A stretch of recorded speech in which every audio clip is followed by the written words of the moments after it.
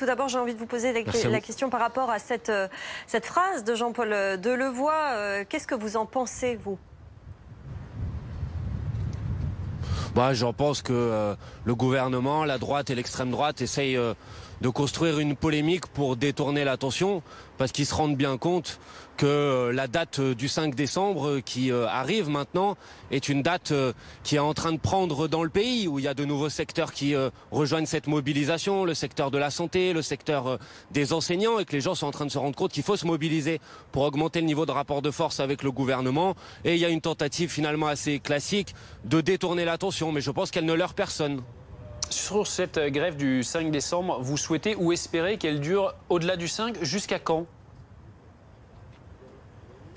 Moi, écoutez, je souhaite qu'elle dure tout le temps nécessaire pour faire plier le gouvernement, puisque le gouvernement est dans une stratégie de passage en force. Il n'écoute personne.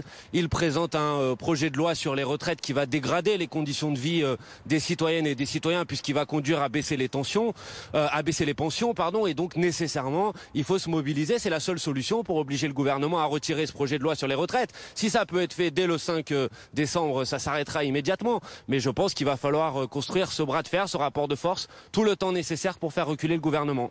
Vous le dites, vous parlez d'un rapport de force, effectivement. Est-ce que vous pensez que l'opinion publique qui va subir ces blocages, que ce soit d'une journée ou de 3, de 5 journées peut-être, est d'accord avec ça? N'en a pas marre de ces rapports de force à répétition depuis l'année dernière?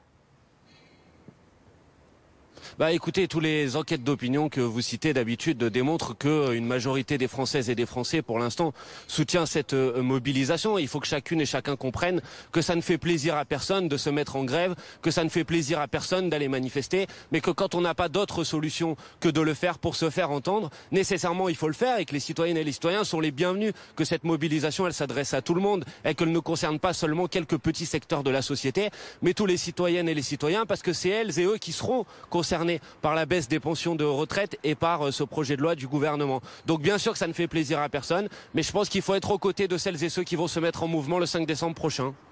Pour vous, la seule solution, c'est que le gouvernement recule et retire sa réforme ?